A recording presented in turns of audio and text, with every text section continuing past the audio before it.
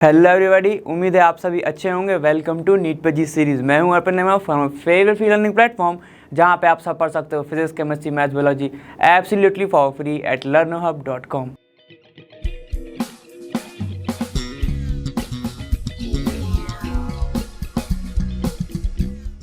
चलो, आपका वापस से स्वागत है। अब हम क्या कर रहे हैं, देखो आगे के टॉपिक पढ़ने वाले हैं जिसमें हमने सारे गैसेज लॉ अपन ने पहले पूरे कवर कर चुके हैं। ठीक है, अपन ने पूरे कर चुके हैं। कौन से गैलियोसेक पढ़ा था हमने, एवोगैड्रो पढ़ा था, बॉयल्स पढ़ा था, चार्ल्स पढ़ा था। हम सारे के सारे पिछले वीडियो में कवर कर चुके हैं। जिनने नहीं देखी है कृपया करके थोड़ा पीछे से देख के आए हो तो अच्छी बात है। और अगर आपको वो बहुत कॉमन था, आपको आता है, तो कोई बात नहीं, इससे स्टार्ट कर सकते हो। तो चलो अब अपन थोड़े उसके और आगे के लॉस देखते हैं और देखते हैं कि अपने क्या क्या इंपॉर्टेंट चीज़ें थी। तो जल्दी से पेन और कॉपी लेके बैठ जाओ भाई, नोट जरूर बनाइएगा। ठीक है, चलो स्टार्ट करते हैं।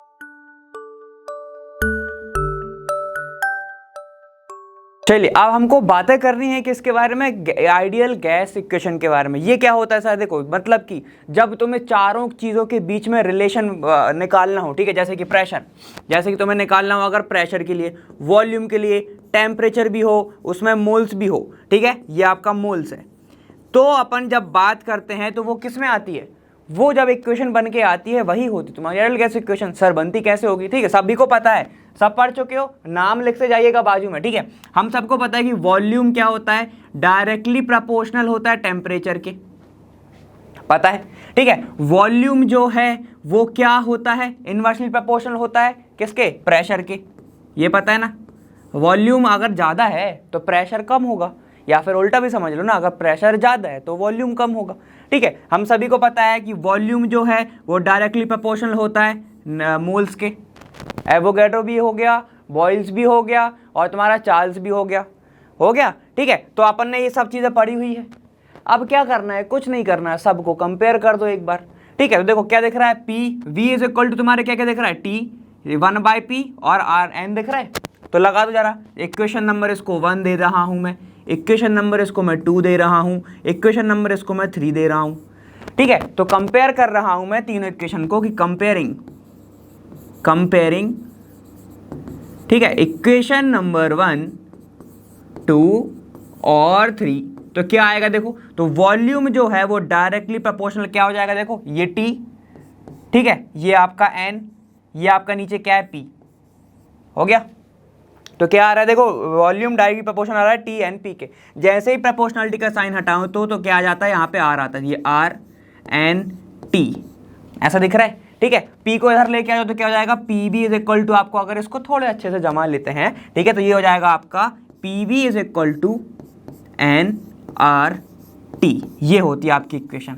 ये कौन सी इक्वेशन होती है? ये होती है आपकी आइडियल गैस इक्वेशन, इसको ही बोलते हैं। ठीक है, आप सभी देख सकते हैं इसमें, यहाँ पे किस किस के बीच में आपको रिलेशन मिल रहा है, प्रेशर, वॉल्यूम, यहाँ पे टेम्परेचर और ये मोल। सर आर क्या है? जो आप आर लेके आए वो क्या है? ठीक है, तो मैं यहाँ पे आपको बता देता हूँ कि जो आपका आर है, ठीक है, आर होता है आपका universal constant, universal gas constant, gas constant. ठीक है, जो कि बहुत चीज़ों पर डिपेंड करता है। ठीक है, अगर इसकी वैल्यू अपन कैसे कैसे रखेंगे, इसकी वैल्यू जनरली रखी जाती है 8.314, ये रखी जाती है 8.314। अब ये कब रखी जाएगी? जब आपका किस में हो, या तो ये जूल में हो, joule, kelvin inverse, mole inverse, ठीक है, ऐसा हो, या फिर क्या हो, जूल को हम लिख सकते हैं newton metre, kelvin inverse, mole inverse. ठीक है, ये हो। ठीक है, ये भी क्या होगी फिर 8.314 होगी। और अगर अर्ग में निकालनी है 8.314 इंटू हमें 10 की पावर 7 करना पड़ता है, यह जाती है अर्ग, केल्विन इनवर्स, मोल इनवर्स। और अब अगर तुमसे कभी उसमें पूछ लिया MMHg में, ठीक है, तो क्या लगाओगे तुम, कौन से रखोगे? तब तुम रखोगे 64.3 लीटर। याद रखना, MMHg वाला, और बाकी केल्विन इनवर्स, मोल इनवर्स। ठीक है, ये इसकी सारी यूनिट्स होती हैं। एक और होती है, अब अगर तुम्हें उसने टेम्परेचर जो है वो कैलोरी में दे दिया, ठीक है, तो क्या रखोगे तुम? लगभग उसका 1.98 आता है, लेकिन अपन उसको लेके चलेंगे 2, ठीक है, कैलकुलेशन के लिए। तो वो होता है आपका 2 कैलोरी, वही केल्विन इनवर्स, मोल इनवर्स। ठीक है, ये आपकी वैल्यूज होती हैं किसकी? आर की। ठीक है। तो अब आपको कब कब रखना है, ध्यान देना, वहाँ इस चैप्टर में जो है सिर्फ यूनिट का खेल है, सिर्फ यूनिट का खेल है, याद रखना ये बात, ठीक है। तो क्या है, देखो आपको अगर जो टेम्परेचर है वो जूल में दिया है तो कौन सी पुट करोगे, या ये रख दो या ये रख दो, क्योंकि जूल को ही हम न्यूटन मीटर लिख सकते हैं। क्लियर है। अगर आपको अर्ग में दिया है तो क्या करोगे आप, इंटू 7 कर दोगे। क्लियर है। और अगर आपको MMHg में दिया हुआ तो कौन सी रखोगे, 64.3 रखोगे। अगर आपको जो टेम्परेचर है या फिर एनर्जी दी गई है कैलोरी में है तो वो कितना रखोगे, तुम 2 कैलोरी रखोगे। क्लियर हो गया। तो ये सारी की सारी किसकी है, गैस कांस्टेंट की ये सब वैल्यूज हैं। क्लियर है, ठीक है। अपनी जो मेन इक्वेशन है वो कौन कौन सी है, ये है। तो P इधर पे क्या है, सबको पता होगा वैसे, तो ये होता है आपका प्रेशर, ये होता है आपका प्रेशर, ठीक है। V क्या है आपका, वॉल्यूम, ये होता है आपका वॉल्यूम। क्लियर। T क्या है अपना, टेम्परेचर, ये है टेम्परेचर। किस में लेके चलते हैं अपन, केल्विन में लेके चलते हैं। केल्विन में कोई भी डिग्री सेल्सियस जैसा डिग्री नहीं लगती है, ये बात ध्यान रखेंगे। क्लियर है। चलो N क्या है अपना, मोल्स है। R क्या होगा, गैस कॉन्स्टेंट होगा। डिपेंड किस पे करता है, टेम्परेचर पे करता है। क्लियर है, समझ में आ गया। तो ये होती है अपनी आइडियल गैस इक्वेशन। और एक चीज़ और अच्छे से बता दे रहा हूँ, ऐसी कोई भी गैस नहीं है जो पूरा का पूरा आइडियली बिहेव करे, ठीक है। सारी की सारी अपन रियल गैस बोलते हैं, लेकिन आइडियल गैस बहुत कम है ही नहीं लगभग, ठीक है। वो मान लिया जाता है कई गैसों को कि ये आइडियल जैसा बिहेव कर रही हैं, लेकिन ऐसा कोई भी गैस आइडियल गैस नहीं है। क्लियर है, समझ में आ गया। तो ये अपना आइडियल गैस के बारे में था, इसको लिखना चाहो तो लिखो, फिर मैं आगे बताता हूँ कंडीशंस। चलो अब थोड़ा सा कंडीशंस के बारे में अपन यहाँ पे बातें कर लेते हैं, ठीक है। मैंने अभी अपन को पूरी की पूरी अपन को रिलेशंस R की वैल्यू बता दी है, एक वैल्यू R की रह गई है, वो मैं आपको आगे बताऊंगा। क्लियर है। देखो आपकी कंडीशंस में सबसे पहले एक चीज करते हैं, हमने अभी इक्वेशन क्या निकाली थी, तो मैं उसको सेंटर में लिख देता हूँ आप सभी के लिए कि PV इज इक्वल टू, हमने निकाला था N R और ये T निकाला था। क्लियर है, सभी को पता है। अब आप क्या क्या है सब टर्म पता होगा कि P क्या है, V क्या है, सब पता है, ठीक है। चलो देखो, अगर मैं यहाँ पे आपसे बोलूँ कि यहाँ पे आपका जो प्रेशर है, जो प्रेशर है वो क्या हो जाए, कांस्टेंट हो जाए, प्रेशर भी कांस्टेंट हो जाए, और आपका मैं मान लेता हूँ कि वॉल्यूम भी कांस्टेंट है, वॉल्यूम भी कांस्टेंट है, वॉल्यूम भी क्या है, कांस्टेंट है। सर अपने मन से ले लेते हो क्या आप सभी चीज़ें, दिमाग में आ रहा होगा, अरे ऐसे कैसे कर दिया सर आपने कांस्टेंट, ऐसा थोड़ी होता है। चलो अभी बताता हूँ, ठीक है। तो अगर आपका प्रेशर कांस्टेंट है और वॉल्यूम भी कांस्टेंट है, तो मैं यहाँ पे ऐसे लिख सकता हूँ कि NRT इज इक्वल टू क्या हो जाएगा आपका, देखो P कांस्टेंट है, वॉल्यूम कांस्टेंट है, ये क्या हो जाएगा आपका, ये भी हो जाएगा कांस्टेंट। कैसे हो गया सर, देखो मैंने क्या बोला, P कांस्टेंट है तो V भी कांस्टेंट है, P और V दोनों की दोनों कांस्टेंट है, तो ये आ गया, ठीक है। तो हम सभी को पता है R तो है ही कांस्टेंट, इतनी सारी वैल्यूज बताई थी, ठीक है। ये तो अपना यूनिवर्सल कांस्टेंट है, तो R मैं लिख देता हूं यहाँ पे, R तो हमारा यूनिवर्सल कांस्टेंट है ना, यूनिवर्सल कांस्टेंट है हमारा, ये तो है कि नहीं।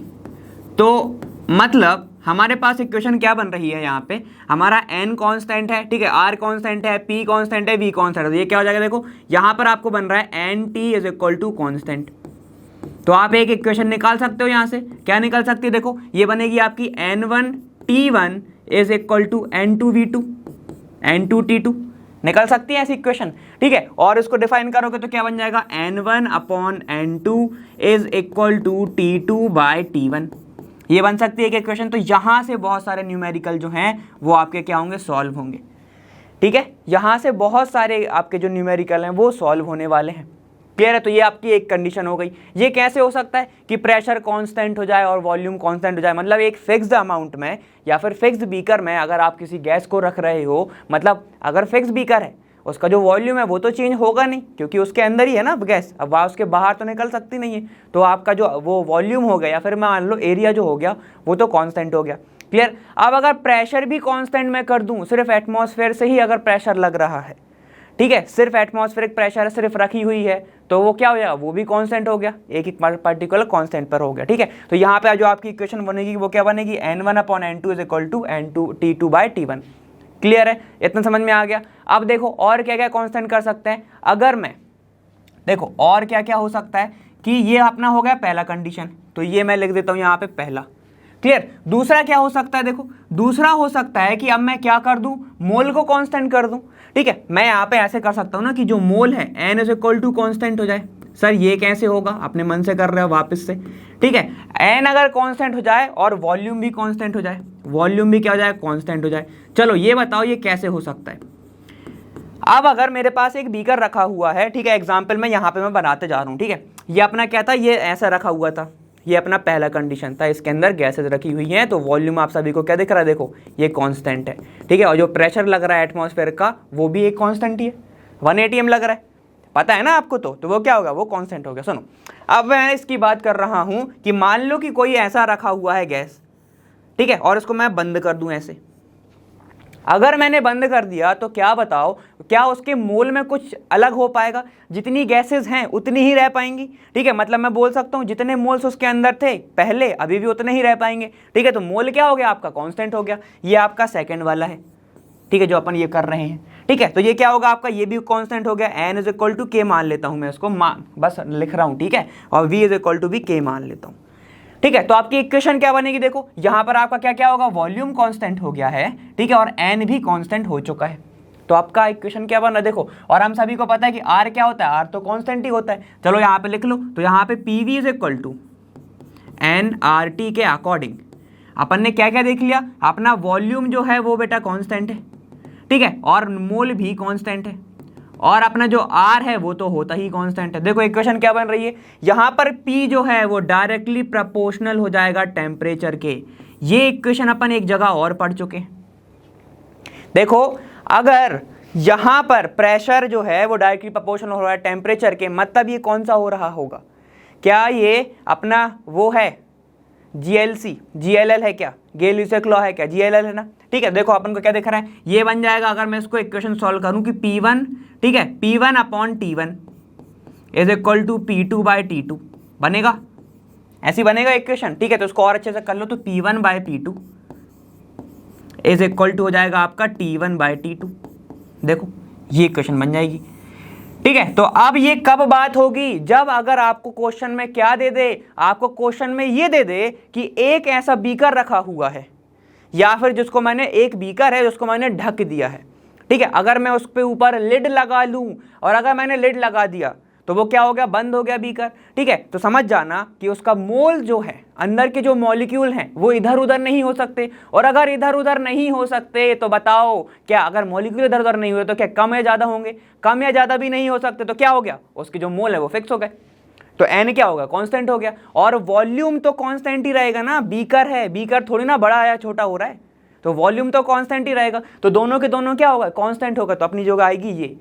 तब आप कौन सी वैल्यूज को पुट करोगे, आपको प्रेशर दिया होगा एक, टेम्परेचर एक दिया होगा, फिर दूसरे टेम्परेचर पर प्रेशर के बारे में पूछ रहा होगा, तो आप ये वाला फॉर्मूला लगाएंगे, ये वाली इक्वेशन लगाएंगे और फिर सॉल्व करेंगे।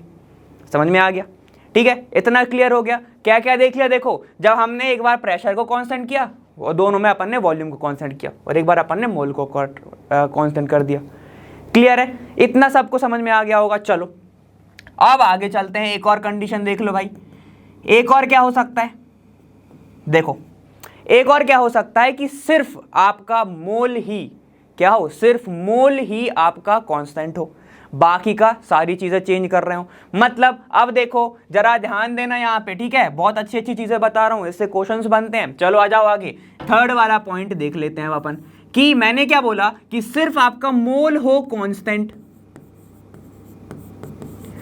मोल समझ पा रहे हैं ना सभी, मोल मतलब कि अंदर की चीजें बदल नहीं रही हैं, मतलब ध्यान से सुन लो। अच्छा एक बार मोल का भी समझ लो। सुनो क्या हो रहा है, अगर एक कुकर रखा हुआ है, अगर एक कुकर रखा हुआ है तो क्या है, अपन उसमें आग दे रहे हो, ठीक है, वहां से गैस दे रहे हो, तुम गैस दे रहे हो तो टेम्परेचर तुम्हारा वेरी कर रहा है, टेम्परेचर वेरी कर रहा है, अगर उसके अंदर पानी भरा हुआ है तो प्रेशर भी बढ़ रहा है, वॉल्यूम तो उसका है ही कांस्टेंट, ठीक है, लेकिन हमने क्या करा है, देखो तीनों चीजें वेरी कर रही हैं, प्रेशर बढ़ रहा है, ठीक है, एग्जाम्पल ले लो, प्रेशर उसका क्या हो रहा है, वो वेरी कर रहा है, ठीक है, आपका वॉल्यूम जो है वो भी वेरी कर रहा है, वेरिएबल है वो, ठीक है, और जो आप टेम्परेचर बढ़ा रहे हो वो भी क्या कर रहा है, वेरी कर रहा है। सिर्फ चेंज क्या नहीं हो रहा, क्योंकि उसके ऊपर जो सीटी नहीं है, ठीक है, या फिर मैं बोल दूं उसके ऊपर प्रेशर रिलीज करने के लिए कुछ भी चीजें नहीं है, तो उसके अंदर के जितने मॉलिक्यूल रहेंगे वो अंदर ही रहेंगे, ठीक है, जितने मॉलिक्यूल हैं उतने ही रहेंगे, मतलब n क्या हो गया बेटा, कांस्टेंट हो गया। समझ पाए, नंबर ऑफ मॉलिक्यूल जितने थे उतने ही रह जाएं तो n कांस्टेंट है ना, मोल कांस्टेंट हो गया। चलो आगे, अब देखो अगर ये सब कांस्टेंट हो गया तो वैल्यूज को पुट करो, PV is equal to nRT। मैंने क्या बोला, सिर्फ क्या आपका कांस्टेंट है, मोल कांस्टेंट है, और R क्या होता है, वो तो होता ही कांस्टेंट है, कब से पढ़ते आ रहे हो, ठीक है, तो देखो क्या हो जाएगा, यहाँ पे हो जाएगा PV upon T is equal to NR, ठीक है, और NR अपना क्या है, देखो NR हमारा कांस्टेंट है, तो इसको मैं लिख दूं सीधा कांस्टेंट। तो भाई अभी तक जो करते आ रहे हो वापस इक्वेशन बना दो, क्या बन जाएगा, देखो P1 V1 upon T1 is equal to P2 V2 upon T2। चलो ये इक्वेशन बन गई, और ये इक्वेशन काफी ज्यादा इंपॉर्टेंट है आप सभी के लिए, ये बात याद रख लो। क्यों है ये बताओ, इसी को बोलते हैं कंबाइंड गैस लॉ, इसी को बोलते हैं कंबाइंड गैस लॉ, ठीक है, यही नाम होता है इसका। तो मैं यहां पे लिख देता हूं आप सभी के लिए कंबाइंड गैस लॉ, इसी को ही बोलते हैं, जनरल गैस इक्वेशन भी इसी को बोल सकते हैं, ठीक है। तो ये वाली जो है काफी ज्यादा इंपॉर्टेंट है, इसको भूलेंगे नहीं। ये कब हो सकता है, अब एक और एग्जांपल देता हूं, सुनो। ये था आपका इनिशियल बीकर, ठीक है, जो ओपन था तो प्रेशर जो था और वॉल्यूम जो था वो कांस्टेंट था, ठीक है, ये पहला वाले कंडीशन हो गया। अब सुनो भाई, अब जब मैंने इसको बंद कर दिया, ध्यान से देखना, ठीक है, तो देखो मैं इसको अलग पूरे तीनों को एक ही बार में समझा रहा हूं। अगर मैंने इसको बंद कर दिया, ठीक है, इसको मैंने ऐसा बंद कर दिया, और मान लेते हैं कि ये जो आपकी है ये मूवेबल है, अगर बंद कर दिया और वॉल्यूम चेंज नहीं हो रहा है, सिर्फ ऐसा रखा हुआ है, ठीक है, तो कौन सा लग जाएगा, सेकंड वाला। समझ में आ गया, तो सेकंड वाला लग जाएगा, क्यों, मोल जैसे के तैसे ही हैं, वॉल्यूम जैसे का तैसा ही।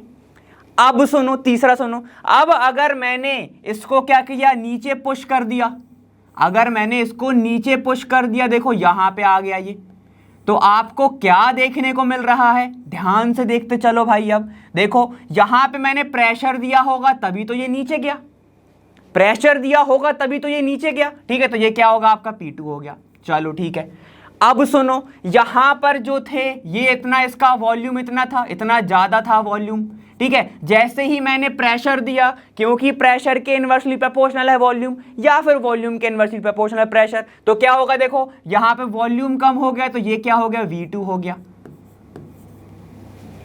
ठीक है। मान लेते हैं ये एक अलग टेम्परेचर पे था, ये अब एक अलग टेम्परेचर पे है, ठीक है, तो ये क्या हो जाएगा, देखो ये हो जाएगा आपका T1 और ये हो जाएगा T2। सिर्फ क्या चेंज नहीं हो रहा है, मोल चेंज नहीं हो रहा है। क्यों नहीं हो रहा है, क्योंकि बंद है ना, बंद है, समझ रहे हो, अगर बंद है तो मोल कैसे चेंज हो जाएगा, ट्रांसफर ही नहीं होगा, ठीक है। तो यहां पर ये क्या हो गया, सिर्फ n कांस्टेंट है, तो कौन सा लॉ लगेगा, ये लगेगा। समझ में आ गया, तो लगेगा आपका ये वाला लॉ। क्लियर है, तो समझ में आ गया सारी की सारी चीजें। ओपन है तो ये, बंद हो गया तो ये, और अगर मूव कर रहा है या फिर आपका क्या कह रहा हो, कुकर वाला सीन है जिसमें लिड नहीं है, ठीक है, तो क्या हो जाएगा, वो आपका कंबाइंड गैस लॉ लगेगा।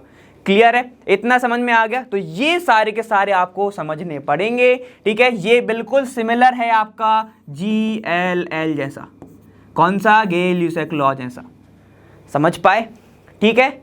इतना क्लियर हो गया, इतना लिखना चाहो तो लिखो, फिर अपन आगे चलते हैं। अब अपन, मैंने बताया था कि अपन फोर्थ कंडीशन के बारे में पढ़ने वाले हैं, ठीक है। ये तीनों कंडीशन मैंने यहाँ पे लिख दिए, जिसमें आप एक ही बार में पूरा इस स्लाइड पे ही समझ में आ जाए आपको। चलो देखो, फोर्थ कंडीशन की मैं अगर बात करूँ, ठीक है, फोर्थ, सर आप ऐसे थर्ड और फोर्थ को तो नहीं लिखा हुआ, बुरा मान जाएंगे, आपने TH लगा दिया इसमें तो चलो ठीक है, इसमें फोर्थ कंडीशन की बात करते हैं।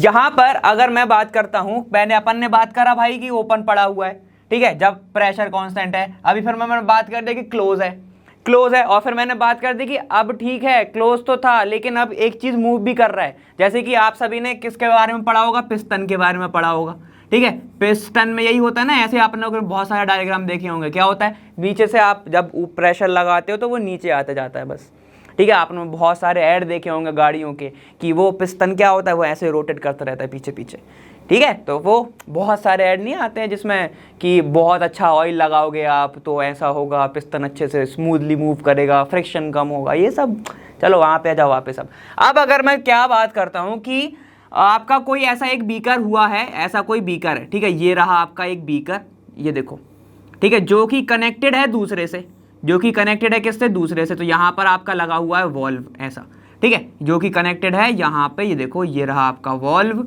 और ये रहा आपका दूसरा बीकर, ठीक है, मान लेते हैं इसके अंदर कोई गैस है, ठीक है, ये रही आपकी गैस ए, ये है आपकी गैस ए, ठीक है, इसके अंदर है आपकी मान लो कोई गैस जेड, गैस है कोई मान लेते हैं, चलो बी ही मान लो, ए है तो बी मान लेते हैं, ठीक है। इसके अंदर भाई कोई गैसेस है तो मैंने ये गैसेस भी बना दी, चलो ये देखो ये रही आपकी गैसेस, ठीक है, यहाँ तक होगी, बिल्कुल होगी, चलो ठीक है।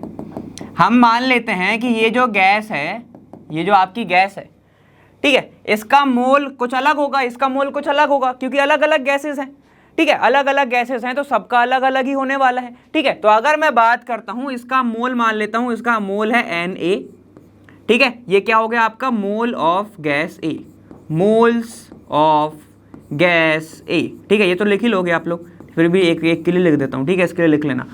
Nb क्या हो जाएगा फिर मोल्स ऑफ गैस बी, ठीक है, मोल्स बस लिख दे रहा हूँ, आप ऐसे समझ लेना मोल्स, ठीक है, ये बी लिख देता हूँ नीचे, तो आप समझ लेना मोल्स ऑफ गैस बी है वो, क्लियर है। तो इसका मोल अलग होगा, हो सकता है इसका टेम्परेचर भी अलग हो सकता है, क्या हो सकता है इसका टेम्परेचर भी अलग होगा, ठीक है, तो इसको भी टेम्परेचर TA दे देता हूँ।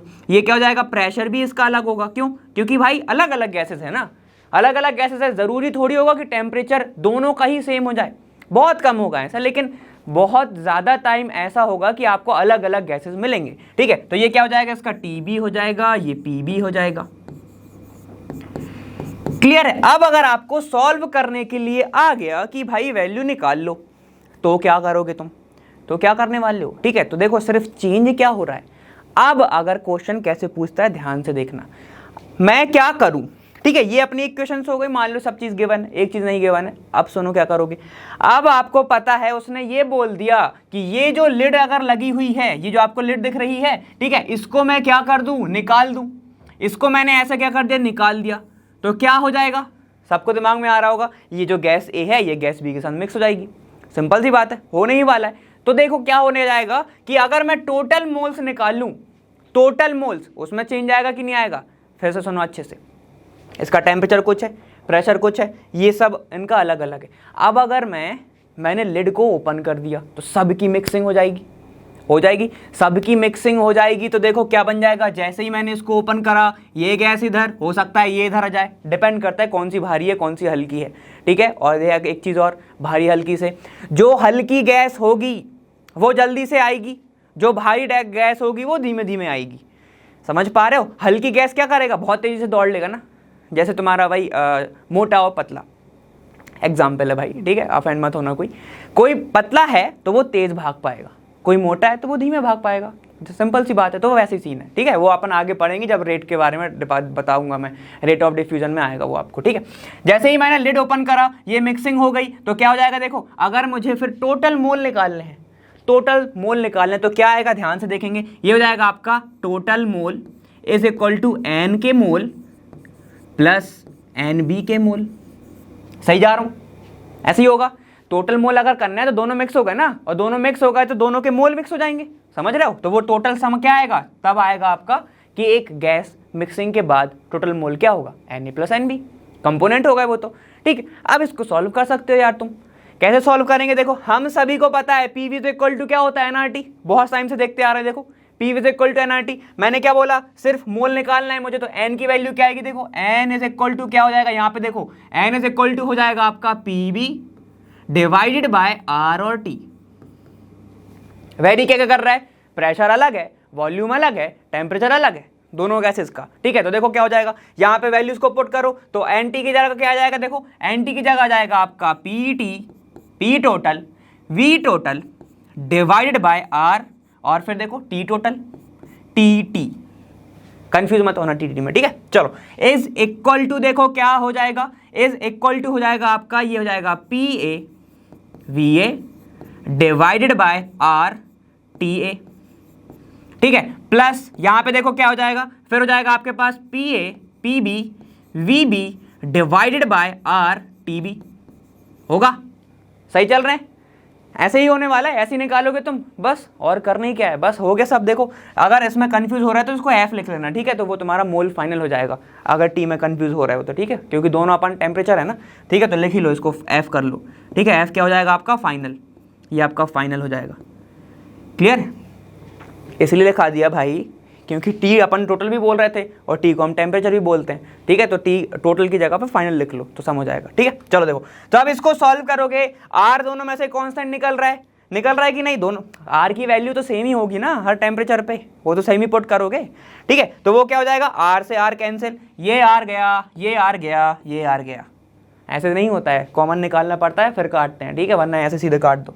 तो क्या हो जाएगा, देखो यहाँ पे जो आपकी इक्वेशन बनेगी वो क्या बन जाएगी, ध्यान से देखेंगे, ये हो जाएगा आपका P F V F divide by T F, मतलब pressure of final gas, volume of final gas और आपका total temperature of final temperature is equal to, देखो क्या हो जाएगा, ये हो जाएगा P A V A divide by T A plus ये क्या हो जाएगा P B V B divide by T B. बस ये बन गई आपकी एक और इक्वेशन। यहां से आपको बहुत सारे न्यूमेरिकल भी सॉल्व हो जाएंगे। क्लियर है? सुनो अब क्या क्या हो चुका है, कितनी बातें कर ली हमने। एक बात करी थी जब हमारे बीकर खाली पड़ा था, ओपन पड़ा था, बस उसमें गैसेस थी तो मोल भी क्या हो रहे थे, मोल उसके क्या हो रहा था, मोल चेंज हो रहे थे। प्रेशर कांस्टेंट था क्योंकि एटमॉस्फेयर से लग रहा था, आपका वॉल्यूम कांस्टेंट था क्योंकि बीकर के अंदर रखा है, ठीक है, पहला। दूसरा क्या कर दिया हमने, उस पर ऊपर लिड लगा दी। लिड लगा दी तो क्या हो गया, देखो जैसे ही मैंने लिड लगाई तो अब उसका मोल कांस्टेंट हो गया, वो तो चेंज नहीं हो सकता, वॉल्यूम तो है ही कांस्टेंट, ठीक है। प्रेशर अलग हो सकता है थोड़ा सा। क्लियर, समझ में आ गया? देखो अब तीसरी चीज़, लिड की जगह मैंने रिप्लेस कर दिया पिस्टन से। पिस्टन क्या करेगा, पहले प्रेशर लगाएगा, प्रेशर लगाएगा तो वॉल्यूम वेरी होगा, प्रेशर भी तो वेरी हुआ।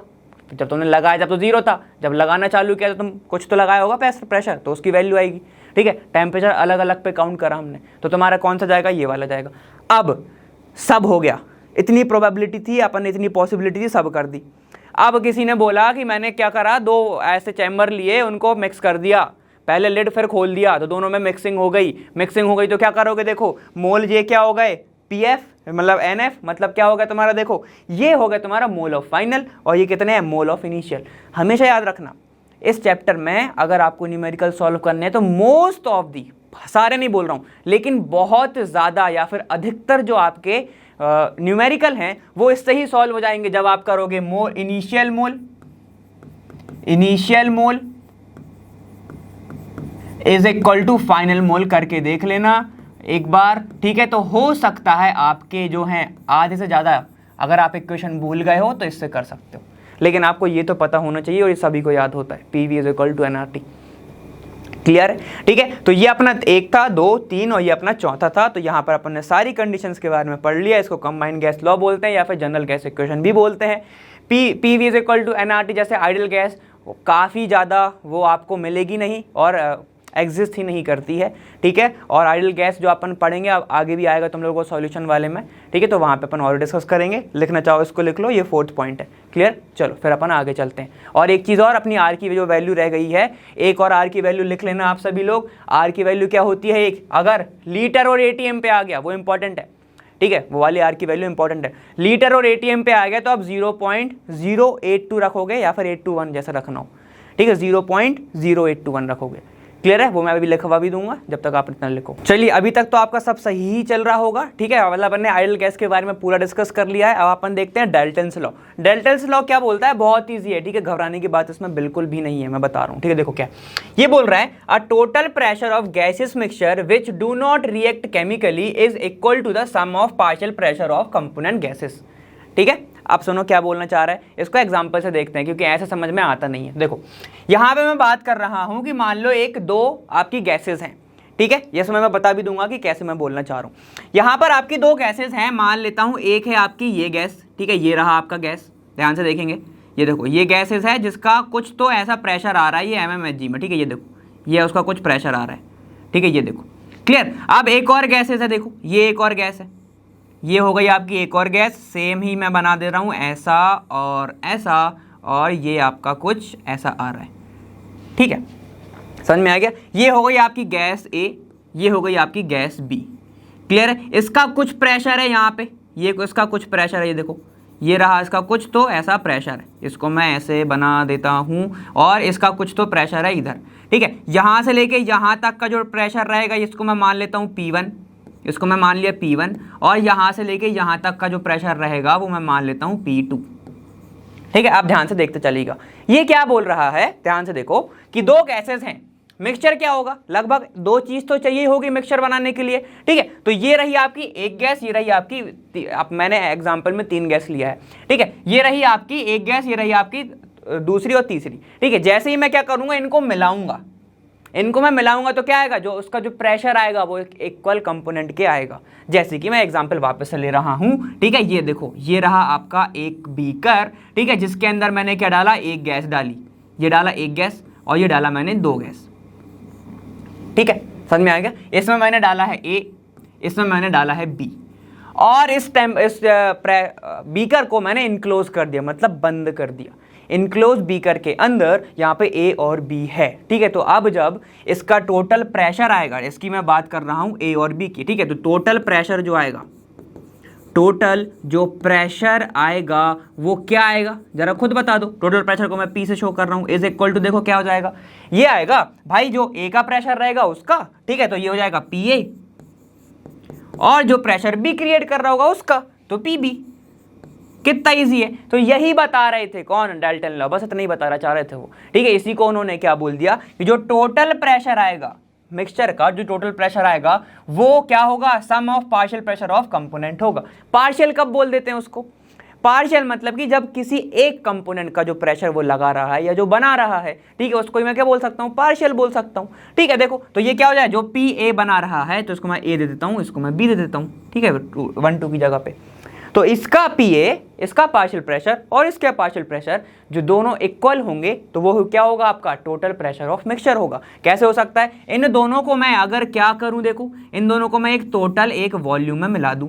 ठीक है, ये देखो, ये जो रहेगा ये मैंने ऐसे बनाया, ये जो मैंने इसको बना दिया। ठीक है, तो जो प्रेशर आया, अब ये जो प्रेशर आया ये क्या आएगा, देखो ये इन दोनों के सम के इक्वल आएगा, PA प्लस PB के इक्वल आएगा। ठीक है, ये क्या है, इसमें A भी है और इसमें B भी है, ये दोनों की दोनों इसमें गैसेस प्रेजेंट है। समझ में आ गया। तो वो बस यही बताना चाह रहा था कि अगर गैस A है, B है, C है, D है, E है, सो ऑन, जितने भी ज़्यादा हैं, 1 2 3 नहीं, बहुत सारे मिक्सचर, जितना भी मिक्सचर आपको लेना है भाई ले लो, कोई दिक्कत नहीं है उसको। वो क्या बोल रहा है बस, लेकिन जो प्रेशर आएगा ना, वो जो प्रेशर आएगा वो तीनों के या फिर जितने भी आपने गैसेस लिए हैं उनके पार्शियल प्रेशर के इक्वल आएगा। ठीक है, उनके सम के इक्वल आएगा। लेकिन कंडीशन उसने ये रख दी कि रिएक्ट नहीं करना चाहिए, वो रिएक्ट नहीं होना चाहिए। अगर रिएक्ट कर लिया तो प्रेशर भी इधर उधर हो सकता है, जो अपन पढ़ेंगे हर जगह पढ़ोगे ये चीज़ तुम। ठीक है, कैसे हो सकता है, इसका एग्जाम्पल भी दे दूं क्या, चलो थोड़ा सा अपन देख ही लेते हैं। मान लो ये A है, ठीक है, ये B है और ये C है। इन लोगों का इंटरेक्शन बहुत ज़्यादा स्ट्रांग है, समझ पा रहे हो, बहुत ज़्यादा स्ट्रांग है। ये दोनों तीनों मिले, इनने बना लिया ऐसा मॉलिक्यूल, समझ पा रहे हो। ठीक है, तो क्योंकि ये अकेले थे, जब अकेले थे तो इनका जो प्रेशर आया वो क्या होगा, इसका पार्शियल प्रेशर होगा भाई, पार्शियल होगा A का। ठीक है, तो PA दे देता हूं, इसका क्या होगा, PB होगा, इसका क्या होगा, PC होगा, है कि नहीं। अब जब ये मिले, ठीक है, इनको जब मैं नॉर्मल ऐसे टेम्परेचर दे रहा था तो भाई ये अलग प्रेशर बना रहे थे। ठीक है, उसकी कोई दिक्कत नहीं है। ठीक है, जब मैंने इनको क्या मिलाया, हो सकता है इनका इंटरेक्शन बहुत ज़्यादा स्ट्रांग हो। अगर इंटरेक्शन स्ट्रांग हो गया तो प्रेशर कम हो जाएगा, समझ पा रहे हो। अगर बॉन्डिंग स्ट्रांग हो गई तो प्रेशर कम हो जाता है। क्यों, क्योंकि वो उड़ेगा नहीं, वहाँ पे वो स्थिर बैठ जाएगा। समझ गया, बॉन्डिंग क्या करता है, स्टेबल करता है, चीज़ों को स्टेबल करता है ना। ऑर्गेनिक में पढ़ा है, जो जिसका जितना स्ट्रांग बॉन्ड उतना ज़्यादा स्टेबल, और स्टेबल हो गया तो वो इधर उधर हिल नहीं पाएगा, तो प्रेशर कैसे लगाएगा। वही बात है, इसीलिए वो डिपेंड किस पे करता है कि वो रिएक्शन नहीं करने चाहिए। ये तीनों के तीनों जो हैं ये क्या होने चाहिए, आपके नॉन रिएक्टिंग होने चाहिए, नॉन रिएक्टिंग होने चाहिए। समझ में आ गया, जब जाके वो मिक्सचर बनाएंगे, और जो मिक्सचर होगा वो भी कौन सा होगा, non reacting mixture. Non reacting mixture होगा जिसमें अलग अलग गैस प्रेजेंट होगी, भले ही वो साथ में है लेकिन इतना खास वो नहीं कर पा रही है रिएक्शन। क्लियर है, तो उन्होंने इनके लिए ये इक्वेशन बनाई। क्लियर हो गया, ठीक है। तो एक इक्वेशन आपकी यही है, ये बोलता है कि जो टोटल प्रेशर है वो हर एक कंपोनेंट के पार्शियल प्रेशर के सम के इक्वल होगा। क्लियर हो गया, ठीक है। अब इससे ही डिराइव होता है एक फॉर्मूला जिससे मैं आप सभी को बताता हूं, और जो है इसको लिखना चाहो इसको लिख लो, और वो थ्योरेटिकल एक बार आ चुका है एग्जाम में, बिल्कुल रीसेंट 2022 में आपसे क्वेश्चन पूछा गया था कि इनमें से कौन सा स्टेटमेंट गलत है डाल्टन लॉ के लिए, ठीक है। तो वो कौन सा होगा, ठीक है, वो अपन आगे देखेंगे, लेकिन अभी इतना लिखो, क्लियर है। चलो ठीक है, चलो अब आगे देखो, अपन ने क्या क्या देख लिया है कि अपन वो क्या बोल रहा था, स्टेटमेंट अपना बोल रहा था कि जो प्रेशर है, ठीक है, जो अपना टोटल प्रेशर होगा वो इक्वल होगा पी ए, यहाँ पे मैंने एक और गैस ली है पी सी लिख रहा हूँ, ठीक है, तो यहाँ पे मैं लिख रहा हूँ पी सी, ठीक है। क्या बोल रहा था वो, जो टोटल प्रेशर होगा मिक्सचर का वो इंडिविजुअल के पार्शियल प्रेशर के सम के इक्वल होगा, ठीक है, यही बोल रहा था वो, क्लियर है, ठीक है। बस इसको दिमाग में रखेंगे। देखो अब एक इक्वेशन में बना के दिखाता हूं आपको कि मान लेते हैं एक गैस है मेरे पास जो क्या है वो ए है, ठीक है, जो रही एक ए रही, देखो देखो ये ऐसा मैंने बनाया था अभी, ठीक है, तो देखो मैं थोड़ा सा इसको स्मॉल वर्जन में बना रहा हूं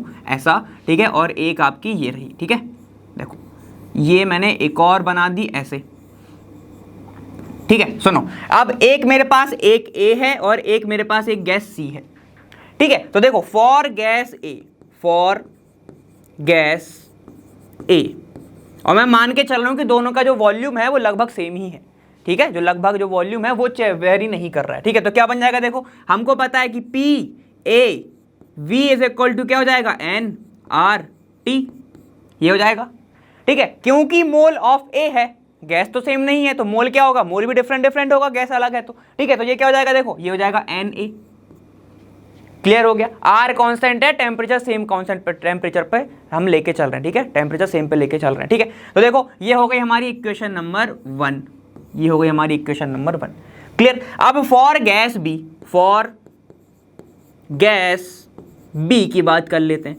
तो ये क्या हो जाएगा भाई, ये हो जाएगा आपका P B V is equal to N B R और ये टी, ये हो गई इक्वेशन नंबर 2, क्लियर, समझ में आ गया। इसमें कुछ दिक्कत की बात नहीं होगी भाई कि प्रेशर ए जो बना रहा है, जो ए जो गैस है वो प्रेशर पी ए बना रही है, जो प्रेशर सी है वो क्या बनाएगी, पी सी प्रेशर बनाएगी, ठीक है। मैंने यहाँ पे बी लिख दिया है तो यहाँ पे सी कर लिएगा जरा, ठीक है, ये देखो ये सी है ना, ठीक है, मैं इसको अच्छे से मिटा के बना दिया, तो मैंने इसको लिख दिया, ठीक है। अब देखो ये हो गया है अपना, अब क्या बनेगा, एक काम करते हैं, अब मैं निकाल लेता हूँ टोटल प्रेशर, ठीक है। देखो तो टोटल प्रेशर जब मैंने इन दोनों को कर दिया मिक्स, ऐसा कर दिया, देखो ये दोनों को मैंने मिक्स कर दिया, तो क्या हो जाएगा भाई, जो टोटल प्रेशर है वो क्या हो जाएगा, जो प्रेशर होगा वो हो जाएगा आपका P is equal to P A plus P B, P C B लिख रहा हूं बार बार, ठीक है, ये पी सी हो जाएगा, है कि नहीं। देखो तो अपन इसको अब कैलकुलेट कर लेते हैं कैसे आएगा। देखो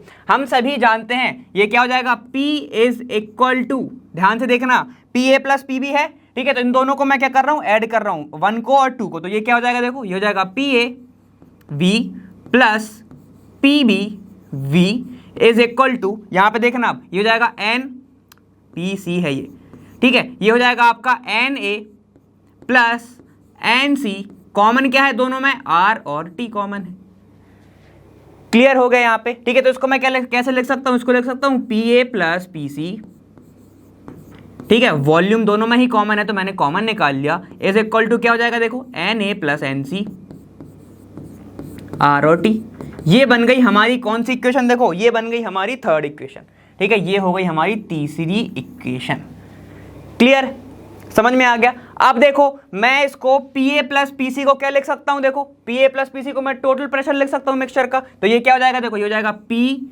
we is equal to N A plus N C divided R और टी मल्टीप्लाई, ठीक है, ये हो गई अपनी इक्वेशन नंबर 4, समझ गए। अब कुछ नहीं करना, अब देखो एक फॉर्मूला निकलने वाला है, क्या, अगर मैं क्या करूं, इक्वेशन नंबर 1 को डिवाइड कर दूं 2 से, ठीक है, तो मैं क्या कर रहा हूं, ध्यान से देखेंगे, मैंने क्या किया, इक्वेशन नंबर 1 को डिवाइड कर रहा हूं 4 से, ठीक है, तो ध्यान से देखो क्या निकल के आएगा, अब ध्यान से देखते रहेंगे, ठीक है, ये हो जाएगा आपका पी ए, ठीक है, ये हो गया P A V divide by P V is equal to, देखो ये क्या है एन ए, ये हो जाएगा एन ए अपॉन, इसके अपॉन में क्या है एन ए प्लस एन सी,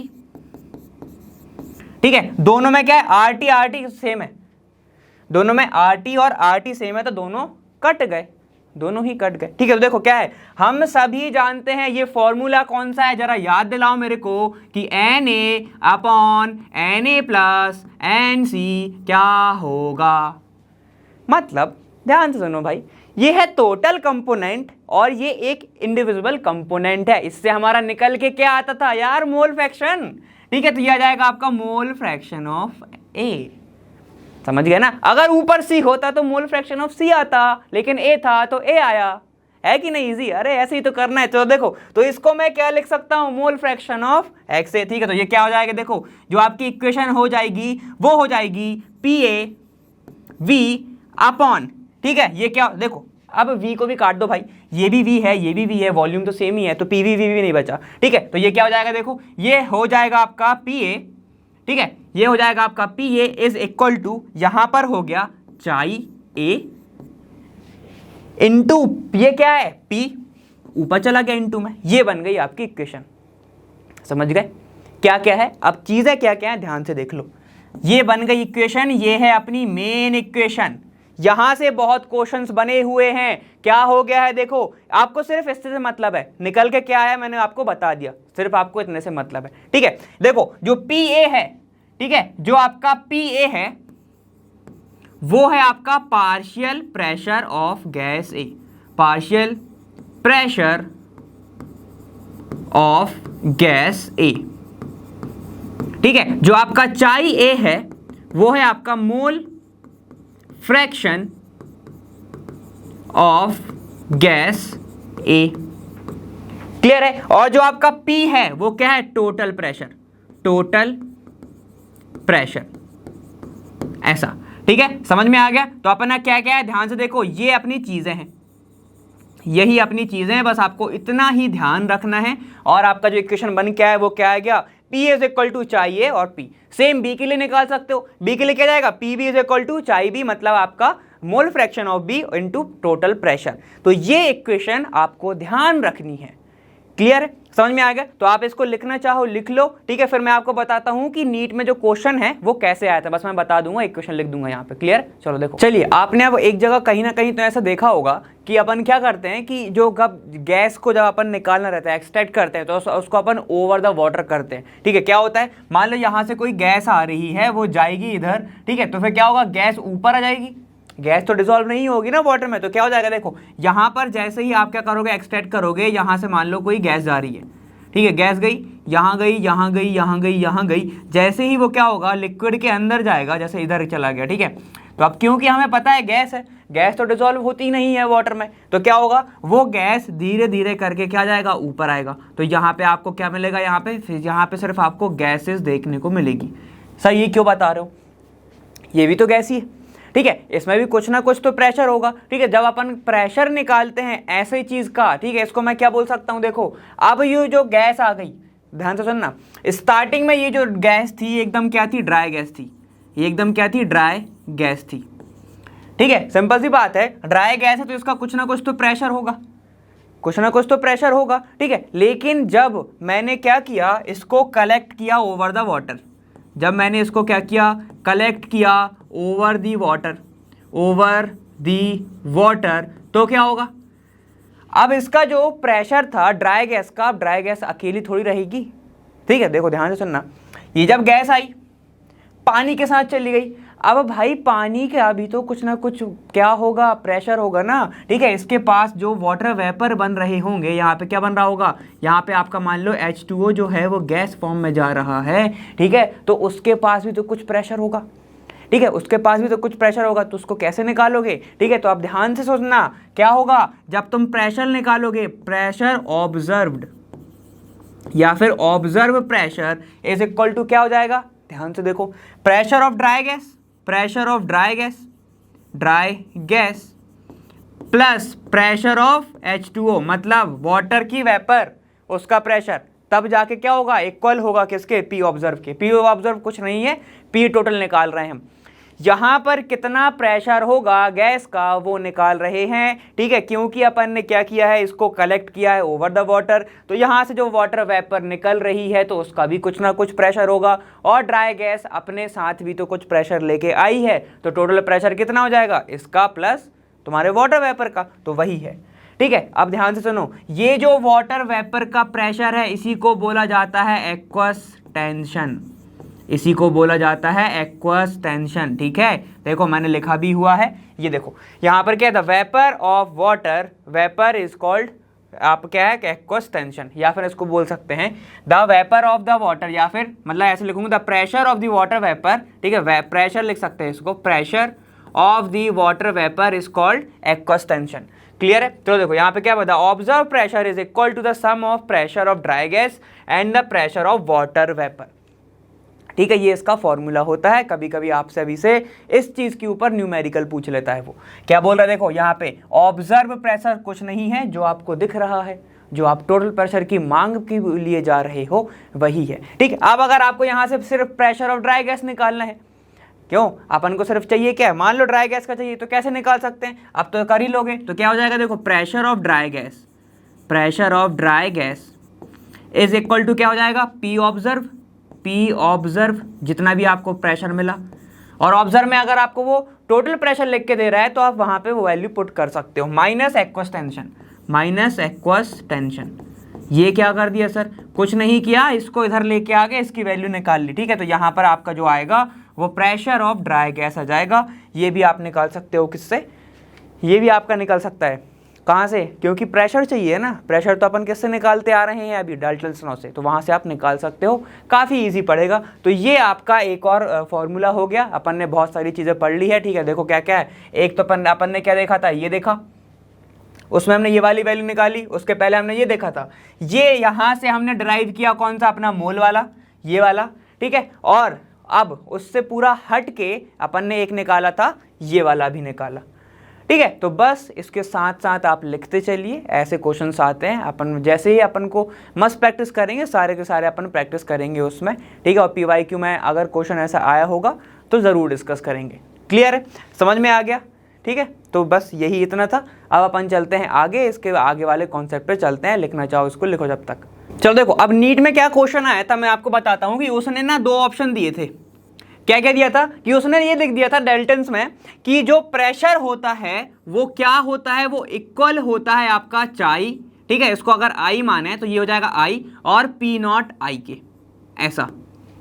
और उसने लिख दिया था कि जो P नॉट है वो क्या है आपका, प्योर वेपर, प्योर प्रेशर है, प्योर प्रेशर ऑफ कंपोनेंट, ऐसा लिख दिया था, कंपोनेंट, कंपोनेंट आई, ऐसा आई गैस है कोई, तो उसका लिख दिया था। क्लियर है? लेकिन भाई हमने क्या पढ़ा है, देखो ध्यान से, यहाँ पे मैंने क्या बताया आपको कि जो सेकंड चीज है, जो मेन है, उसने क्या ऑप्शन दिया था, एक और ये भी दिया था कि पी आई जो है वो इक्वल होगा एक्स आई और पी के। जो आपका पी क्या होगा, टोटल प्रेशर, पी होगा आपका टोटल प्रेशर।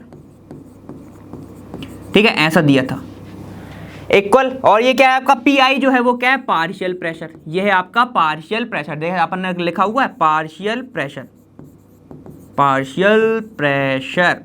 ठीक है, और एक और ऑप्शन दिया था उसने कैसा, कि जो आपका थर्ड ऑप्शन था वो था कि जो पी आई है वो क्या हो सकता है आपका P A plus P B और सो ऑन, ऐसा। और उसने एक और इक्वेशन दे दी थी जो उसने डायरेक्ट पुट कर दिया था, P is equal to NRT से निकाल के कन्वर्ट करके कर दिया था। ठीक है, तो आप खुद बताओ यहां पर ऑप्शन क्या गलत होना था, ये वाला ऑप्शन गलत होना था, बिल्कुल है कि नहीं, सही बोल रहा हूं ना? क्यों? क्योंकि हमने कहीं पर भी प्योर की बात नहीं करी, हमने जो बात करी है वो सिर्फ पार्शियल की करी है, और पार्शियल की बात करी है तो प्योर वाला कैसे सही हो जाएगा, समझ पा रहे हो? ठीक है, तो जो अपन ने क्या क्या लिखा है, देखो अगर मैं इसको इक्वल लिखना चाहूं, चीजें मैं आपको बताना चाहूं कि अपना क्या क्या है, कि जो पी ए है वो अपना क्या था बेटा, वहां पे अपन ने ऐसा देखो पार्शियल प्रेशर ऑफ गैस ए था, जो चाहिए था वो क्या, मोल फ्रैक्शन था। तो हमेशा याद रखेंगे बहुत अच्छे से कि जो partial pressure of gas is equal to होता है मोल फ्रैक्शन, उसके मल्टीप्लाई में होता है टोटल प्रेशर। यही होता है आपका डाल्टन्स लॉ। इससे ही बहुत सारे आपके क्या आते हैं, न्यूमेरिकल आते हैं। ठीक है, तो एक बार मैं इसको ऐसे वर्ड में लिख देता हूं स्टेटमेंट में, कि जो आपका पार्शियल प्रेशर है, ठीक है, जो पार्शियल जो आपका प्रेशर है वो क्या होता है, वो इक्वल होता है mole fraction of gas, mole fraction of gas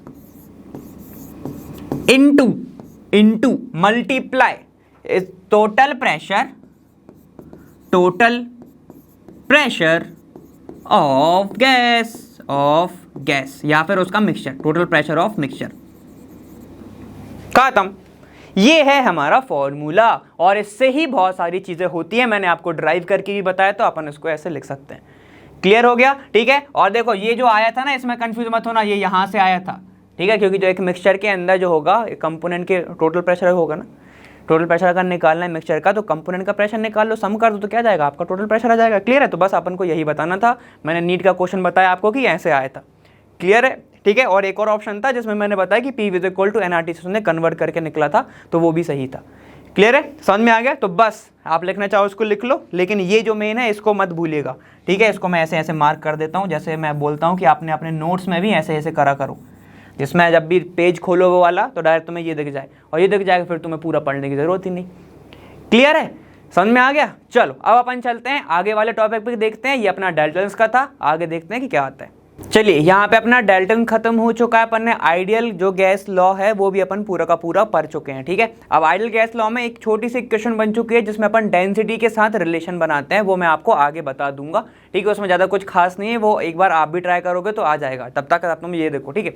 अब बात करते हैं, तुमसे क्वेश्चन कभी कभी पूछ लेते हैं कि स्पीड बताओ। ठीक है, कोई भी गैस जा रही है उसकी स्पीड बताओ। तो स्पीड बताने के लिए सबसे पहली बात तो हम सभी को पता है कि जो गैस है, ठीक है, जो गैस है भाई वो बहुत ही क्या है, टाइनी पार्टिकल है। क्या है वो? टाइनी पार्टिकल है।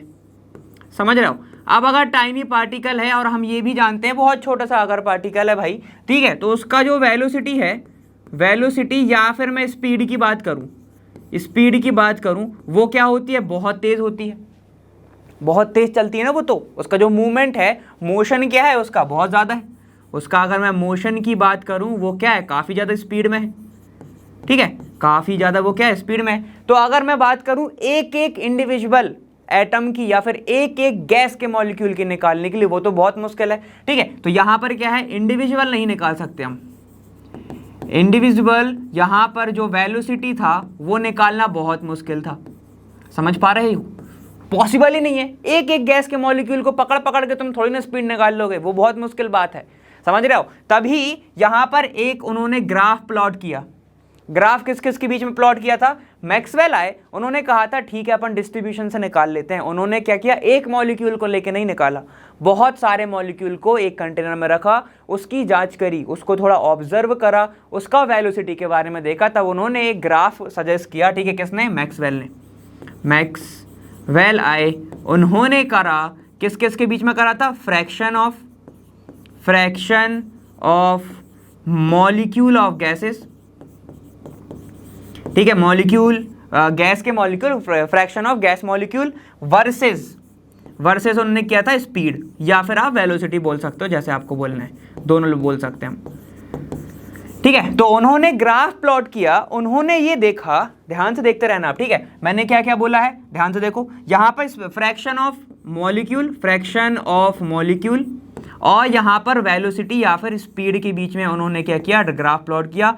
इस साइड जाने पर स्पीड बढ़ रही है और ऊपर साइड जाने पर फ्रैक्शन ऑफ मॉलिक्यूल बढ़ रहे हैं। फ्रैक्शन ऑफ मॉलिक्यूल मैं लिख सकता हूं FOM को मैं लिख सकता हूं, फ्रैक्शन ऑफ मॉलिक्यूल है ये, उसको मैं ऐसे लिख सकता हूं del n by n। ठीक है, change in number upon Avogadro number, ऐसे भी लिख सकते हो। ठीक है, यहां पर इसके बीच में उन्होंने ग्राफ प्लॉट किया, तो उन्होंने देखा एक अगर पर्टिकुलर टेम्परेचर की बात करूं, ठीक है, तो मैं लिख रहा हूं एट टेम्परेचर T। इसके बात करते हैं। ठीक है, कोई टेम्परेचर है, उन्होंने देखा कि यहां से अगर मैं जब ग्राफ प्लॉट कर रहा हूं तो मुझे कुछ ऐसा मिल रहा है, ऐसा। ठीक है, तो इससे क्या समझ में आ रहा है कि एक पर्टिकुलर टेम्परेचर पर एक आपको पीक मिल रही है। ठीक है, लेकिन वो एक टाइम के बाद क्या हो जाती है, एक टाइम के बाद वो नीचे हो जाती है। ध्यान से सुनो क्या बोल रहा हूं। यहां पर एक पीक मिल रही है, ठीक है, जिसके बाद क्या है, उसकी जो पीक है वो धीरे धीरे, या फिर स्पीड है जो धीरे धीरे वो क्या हो रही, कम होती जा रही है। ठीक है, तो यहां पर उन्होंने क्या बोला कि अगर कोई भी मॉलिक्यूल है, ठीक है, यहां पर अगर आपका कोई भी मॉलिक्यूल है, ध्यान से देखेंगे। ठीक है, अगर मैं पहला पॉइंट उन्होंने क्या बोला, अगर वेलोसिटी हाई पे देख रहा हूं, हाई वेलोसिटी है, जहां पर भी हाई वेलोसिटी रहेगी वहां पर स्मॉल फ्रैक्शन ऑफ मॉलिक्यूल रहेंगे। समझ में आ गया? मतलब गैस के मॉलिक्यूल जहां पर वेलोसिटी ज्यादा है, या तो बहुत ज्यादा है या तो बहुत लो है, ठीक है, या तो आपकी हाई वेलोसिटी है या फिर क्या है, वेरी लो है, वेरी लो है। जैसे देख सकते हैं अपन ग्राफ में, समझ में आ रहा है कि जब हमारी वेलोसिटी 0 थी तो फ्रैक्शन देखो कितना कम था। समझ में आ गया? और जैसे ही हमने बहुत हाई वेलोसिटी कर दिया या फिर स्पीड बहुत हाई कर दिया, तब भी फ्रैक्शन कम आ रहा है। देख पा रहे हो? इस लाइन समझ में आ रहा है तुम्हें? ठीक है, अपन ने क्या देखा, जैसे ही मैंने स्पीड को स्लोली बढ़ाया, स्टार्टिंग में तो 0 ही होगी लगभग, तो फ्रैक्शन ऑफ मॉलिक्यूल बहुत ही ज़्यादा कम थे। समझ में आया? ठीक है, लेकिन बहुत सारे जो मॉलिक्यूल थे, बहुत सारे मॉलिक्यूल थे, जैसे ही मैंने स्पीड को एक ऑप्टिमम स्पीड करा, एक मिनिमम ऐसी स्पीड करी जहां पर सबसे ज़्यादा क्या थी, वेलोसिटी ऑफ, वहां पे फ्रैक्शन ऑफ मॉलिक्यूल थे। मैंने जैसे ही उसको पास करा, वो धीरे धीरे और कम होते गई। जैसे ही मैंने उसको और हाई स्पीड पे लेके गया और हाई स्पीड कर दिया, तो मुझे क्या देखने को मिला कि वहां पर कितने बहुत ही कम फ्रैक्शन ऑफ मॉलिक्यूल्स हैं, जो कि क्या कर रहे हैं, फ्रैक्शन ऑफ मॉलिक्यूल बहुत कम है, बस इतना समझो। समझ में आ गया? तो यही किसने दिया था, ये मैक्सवेल ने दिया था आपके। ठीक, और क्या बताया उनने, और ये बताया कि एक पर्टिकुलर टाइम पर जहां पर पीक है, ये जो आपकी पीक आ रही है, इसको ही उन्होंने नाम दिया VMP, वेलोसिटी, मतलब जहां पर मोस्ट प्रोबेबल है, जहां पर क्या है, मोस्ट पॉसिबिलिटी, यहां पर जो है जो वेलोसिटी है सबसे ज़्यादा है। क्यों? क्योंकि यहाँ पर सबसे ज़्यादा फ्रैक्शन ऑफ मॉलिक्यूल घूम रहे होंगे। समझ में आया? जहाँ पे ज़्यादा मॉलिक्यूल घूम रहे होंगे उस वेलोसिटी को उन्होंने नाम दे दिया वेलोसिटी जहाँ पर मोस्ट प्रोबेबिलिटी है। ठीक है, तो उसको नाम दे दिया VMP, वेलोसिटी मोस्ट प्रोबेबल, या फिर ऐसे लिख सकते हो मोस्ट प्रोबेबल वेलोसिटी, उसको ही नाम दे दिया उनने VMP। ठीक है, इसको सॉल्व करने के लिए वो भाई एक इक्वेशन लेके आ गए। इक्वेशन कुछ खास नहीं थी, जो आपको याद करने की बिल्कुल भी ज़रूरत नहीं है, लेकिन मैं बता देता हूं आपको। उन्होंने एक इक्वेशन से निकाला था कि V = होता है 4 पाई, देखो एक साथ पढ़ो इसको, ठीक है, 4 पाई में 2 kb थे, ठीक है, 4 पाई में 2, ये T है, 2 kb थे 3/2, वही तो E माइनस में 2 kb थे, ऐसे पढ़ लो। ठीक है, उन्होंने एक ऐसी इक्वेशन दी थी, बस मैं बता रहा हूं, ऐसा ये प्लस है। ठीक है, उन्होंने एक ऐसी इक्वेशन दी थी, उन्होंने बोला कि वेलोसिटी जो है, ध्यान से देखते रहो, वेलोसिटी जो है जितनी ज़्यादा बढ़ाओगे, टेम्परेचर देखो क्या है, नीचे इन्वर्सली प्रोपोर्शनल है, समझ पा रहे हो? ठीक है, अभी मैं बताऊंगा अलग अलग टेम्परेचर पर, क्लियर है? तो उन्होंने बस ये इक्वेशन दी और ये इक्वेशन से उन्होंने क्या निकाली थी, तुम्हारी वैल्यू निकाली थी, वो मैं आपको लिख के बता दूंगा। ठीक है, जब तक आप थोड़ा सा ये लिखें, सिर्फ अपन का पॉइंट जो इंपॉर्टेंट है वो ये है कि जहां पर ज़्यादा वेलोसिटी रहेगी या फिर बहुत ही कम वेलोसिटी रहेगी, वहां पे फ्रैक्शन ऑफ मॉलिक्यूल बहुत ज़्यादा कम थे। एक ऐसी वहां पर वेलोसिटी उनको मिल रही थी जहां पर सबसे ज़्यादा फ्रैक्शन ऑफ मॉलिक्यूल थे, उनकी वेलोसिटी अच्छी खासी थी। ठीक है, उसको ही उन्होंने नाम दे दिया VMP, वो पीक होता है तुम्हारा। ठीक है, वो तुम्हारी पीक वेलोसिटी है जहां पर आपका क्या है, फ्रैक्शन ऑफ मॉलिक्यूल सब ज़्यादा घूम रहे हैं। ये अपना पॉइंट निकला है। उन्होंने एक इक्वेशन बनाई, ये वाली इक्वेशन बनाई, इसका क्या काम आएगा वो मैं आगे बताऊंगा, जब तक ये लिखो। देखो, पिछले ग्राफ से हमें ये पता चला कि जब वेलोसिटी बहुत ज़्यादा है, ठीक है, तो मैं यहाँ पे एक बार लिख ही दे रहा हूँ कि जब वेलोसिटी बहुत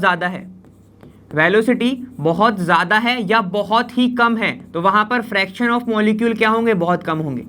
फ्रैक्शन ऑफ मॉलिक्यूल जो होंगे वो आपके क्या होंगे, बहुत ही ज़्यादा कम होंगे, मॉलिक्यूल कम होंगे। ठीक है, अपन ने ये सीखा। अपन ने एक इक्वेशन देखी थी जो उनने ही बनाई थी, अपन ने नहीं बनाई थी भाई, कि जो वेलोसिटी है, ठीक है, वो इक्वल होती है 4 पाई में, ठीक है, वेलोसिटी मतलब स्पीड, तो आप नेट की स्पीड से ऐसे याद कर सकते हो अगर करना चाहो तो, कोई ज़रूरी नहीं है, बिल्कुल ज़रूरी नहीं है। 4 पाई में, ठीक है, मैं आपका क्या था, 2 kb थे, 2 kb की स्पीड थी, ऐसे समझ लो, या अंडर रूट होल थ्राइज कर सकते हो या फिर 3/2 लिख सकते हो बस। ठीक है, V² E, ठीक है, V² E था आपका, फिर था आपका -m 2 kbt V²। ठीक है, बस यहाँ पर एक उन्होंने ऐसी इक्वेशन बनाई थी। आप ध्यान से देखते चलो, इसको अपन थोड़ा सा समझते हैं अलग अलग ग्राफ से बना के। ठीक है, उन्होंने बनाए 2 ग्राफ पे देखा, एक तो अपना यही था, ये वाला, ठीक है, ये हो गया टेम्परेचर T1 पर, ये हो गया T1 पर, ठीक है। एक और टेम्परेचर उन्होंने बढ़ाया तो उन्होंने क्या देखा, उन्होंने देखा कि एक और ग्राफ बन रहा है, ठीक है, ऐसा कुछ बन रहा है, ठीक है, लगभग सिमिलर ही है, लगभग सिमिलर ही है। तो एक चीज ध्यान से अगर तो आप लोग देख पा रहे हो कि यहां पर ये बन रहा है पीक, ये बन रहा है पीक, तो ये कौन सा होगा अपना, जहां पर मोस्ट प्रोबेबल वेलोसिटी वाला ये वाला होगा, ठीक है। एक यहां पर बन रहा है पीक, तो ये भी होगा क्या, VMP होगा कि नहीं होगा। ये है आपका T2, और आप देख सकते हो मैंने क्या बोला, टेम्परेचर बढ़ाया तो T2 क्या हो गया, T2 is greater than T1 है अभी यहां पर। आप ध्यान से देखते चलो क्या हो रहा है, ध्यान से देखना। यहां पर देखो ये जो वेलोसिटी है, जब टेम्परेचर बढ़ाओगे तो क्या होगा, कम होनी चाहिए। T1 पर वेलोसिटी यहां पर थी, देख पा रहे हो, वेलोसिटी यहां पर है, ये देखा वेलोसिटी ये है, तो ये हो गई V1, ठीक है, V1 हो गई है। T1 के लिए मैंने V1 लिखा, ठीक है। और अपन उसको कैसे शो करते हैं, MP से, तो यहाँ पे मैं लिख रहा हूं V1 MP, ठीक है, VMP1 ऐसे लिख दिया, ठीक। सेकेंड अगर T2 पे देखूं तो वेलोसिटी VMP2 हो गई। अब देखो अच्छे से ध्यान से देखते रहना, जैसे ही आपने क्या करा, जो आपने टेम्परेचर बढ़ाया, ठीक है, टेम्परेचर बढ़ाने पर क्योंकि E की पावर में T है, E की पावर में T है और वो नेगेटिव है, तो वो क्या हो जाएगा, देखो ग्राफ आपका बड़ा हो गया, ग्राफ आपका बड़ा हो गया, समझ पा रहे हो, ठीक है। और यहां पर क्या था, वेलोसिटी अगर तुमने कम कर दी तो टेम्परेचर ज्यादा, समझ पा रहे हो, देखो तो वेलोसिटी अगर ज्यादा है तो टेम्परेचर क्या होगा, देखो कम होगा, समझ रहे हो, लगभग उल्टा ही चल रहा है, दिख रहा है, लगभग उल्टा चल रहा है। अब ध्यान से देखो यहां पर ये क्या है, अपना फ्रैक्शन ऑफ गैसेस या फिर गैस के मॉलिक्यूल, और ये अपना स्पीड की बात चल रही है या फिर वेलोसिटी की बात चल रही है, जैसा लेना हो, दोनों एक ही टर्म है, ठीक है। अब ध्यान से देखो, जैसे ही क्या हुआ, आपने टेम्परेचर बढ़ाया तो आपको दो ग्राफ देखने को मिले, ये होगा आपका VMP1 और VMP2, क्लियर है। जो अपन को सीधा सीधा साफ साफ दिख रहा है कि जो VMP2 है वो क्या है, ग्रेटर देन है VMP1 से, क्लियर है। मतलब कि ध्यान से सुनो, टेम्परेचर बढ़ाओगे तो वेलोसिटी बढ़ेगा, दिख रहा है, टेम्परेचर बढ़ाओगे तो वेलोसिटी बढ़ेगा, टेम्परेचर थोड़ा कम रहेगा तो पीक तो लंबी होगी, मतलब T1 तो लंबा होगा, उसकी पीक तो लंबी होगी, लेकिन वेलोसिटी क्या होगी, कम होगी।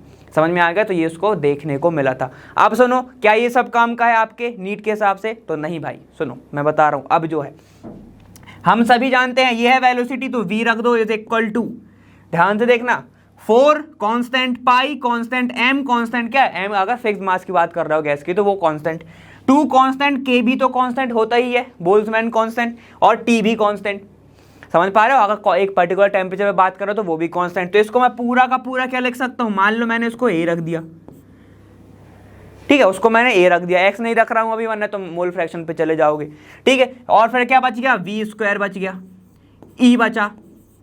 ध्यान से देखो, m कांस्टेंट है ही, m कांस्टेंट है, 2 कांस्टेंट है, k भी कांस्टेंट है, और आपका t भी क्या है, कांस्टेंट ही है, ठीक है। तो मैं इसको क्या रख रहा हूं, देखो यहां पर m, ध्यान से देखना, m 2kb जो t है इज इक्वल टू, मैं उसको रख रहा हूं, आप जो बोलो, मैं क्या रख दूं, इसको b रख दूं क्या, अगर इसको a रखा है तो इसको b रख देता हूं, क्लियर है। तो ये आपका बचा क्या, सिर्फ आपका बच गया -v²b, ऐसा, क्लियर है, समझ में आ गया। अब अगर मैं इसका थोड़ा सा डिफरेंशिएशन कर दूं, ठीक है, डिफरेंशिएशन कर दूं तो आपको ना एक वैल्यू देखने को मिलती है एट लास्ट में, ठीक है, वो अगर आप सॉल्व करना चाहो तो कर लो, ठीक है। f' इज इक्वल टू, मैंने 0 करा है, डिफरेंशिएशन कर ही सकते हो, तो आपको एक वैल्यू देखने को मिलती है कि जो v है वो क्या होगा, इज इक्वल टू, क्या होगा, देखो सिर्फ बचेगा क्या आपका 2b² बचेगा, ठीक है। v है जो आ जाता है 1/s/b, ये आएगा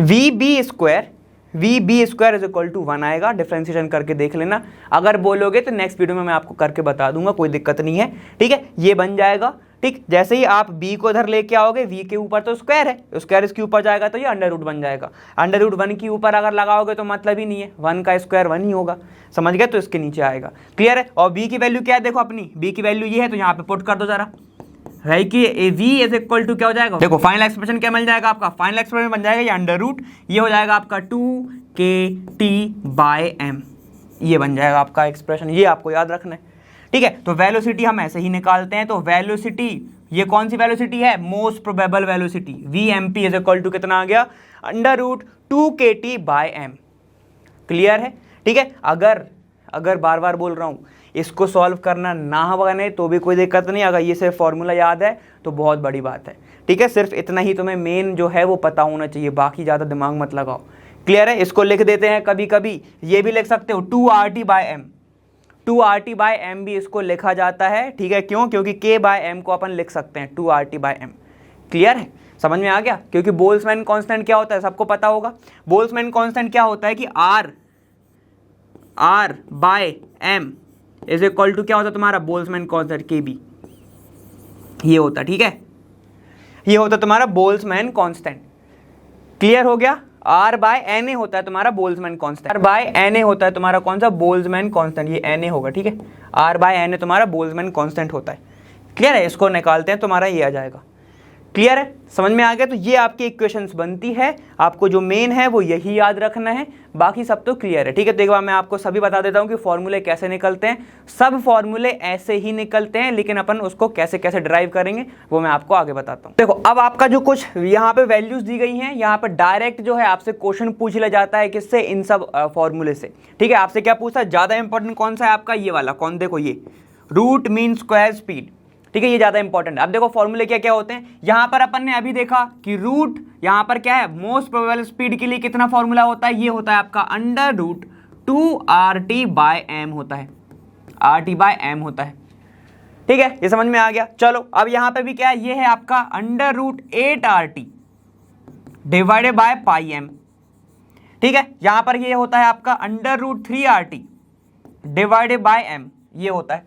RT को आप रिप्लेस भी कर सकते हो, ठीक है, मैंने बताया था KT से, है ना। चलो, तो ये सारे के सारे आपके फॉर्मूले होते हैं। ये निकलते कैसे हैं सर? ठीक है, तो देखिए, देखो सिंपल सी बात है। ये तो मैंने अभी आपको बताया कि जब से जिस पर एक ऐसा पॉइंट जहां पर सारे गैसेस की जो मूवमेंट है या फिर वेलोसिटी है काफी ज्यादा होती है, उसको अपन मोस्ट प्रोबेबल स्पीड कहते हैं। तो वो तो वहां से निकल गया था। ये कहां से निकला? देखो, हम जानते हैं कि एक जो कंटेनर है उसमें जो गैसेस होती हैं उनकी अलग अलग स्पीड होती, ठीक है। हर गैस की स्पीड अलग अलग नहीं होती, ठीक है। तो अगर मैं क्या करूं, उन सब का एक वेलोसिटी का एवरेज निकाल लूं, ठीक है। तो कैसे निकाल सकते हैं? V1 मान लो एक है, एक V2 है, एक V3 है, एक V4 है और सो ऑन, बहुत सारे हैं, Vn तक है, नहीं पता कितने सारे मॉलिक्यूल हैं, ठीक है।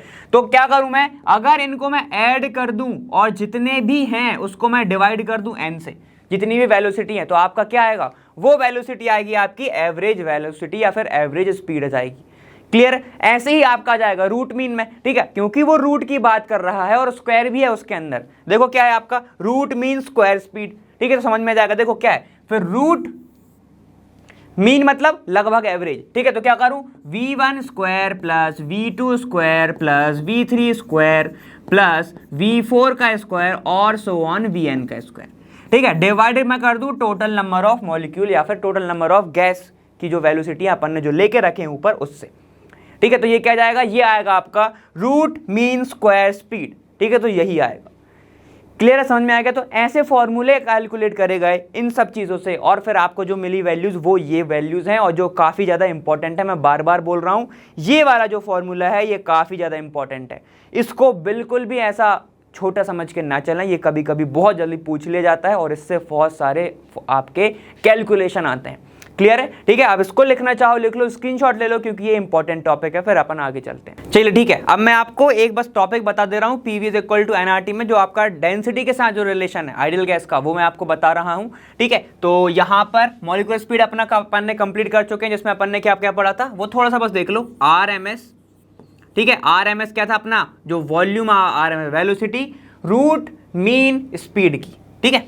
V अपन ने एवरेज देखा था और V हमने क्या देखा था अपना? मोस्ट प्रोबेबल, जिसमें से सबसे बड़ा कौन सा था अपना? ये था, फिर ये था, फिर ये था। इन दोनों का अगर सबका रेशियो लिखे तो ये कितना था? 1.2 था, ये 1.12 था, ठीक है, और ये अपना 1 था, ठीक है। इन सब का रिलेशन आपने ऐसे देखा था। चलो ये बात तो हो गई, अपन ने अभी करा था। जो आपका मेन है वो क्या है? अगर आपको कभी आ गया, मान लो कि वह आप मास निकालो, तो कैसे निकालोगे? ठीक है, तो मैं आपको बता देता हूँ कि PV इज इक्वल टू क्या होता है? nRT होता है, सबको पता है अब तो, ठीक है। R की वैल्यू मैंने बहुत सारी लिखाई थी, एक वैल्यू रह गया तो मैं यहाँ पे लिखा दूंगा, ठीक है। देखो तो क्या है, PV is equal to nRT होता है और मैं मोल इज इक्वल टू क्या होता है? देखो मोल जो है उसको अपन n से शो करते हैं, इज इक्वल टू क्या होता है? गिवन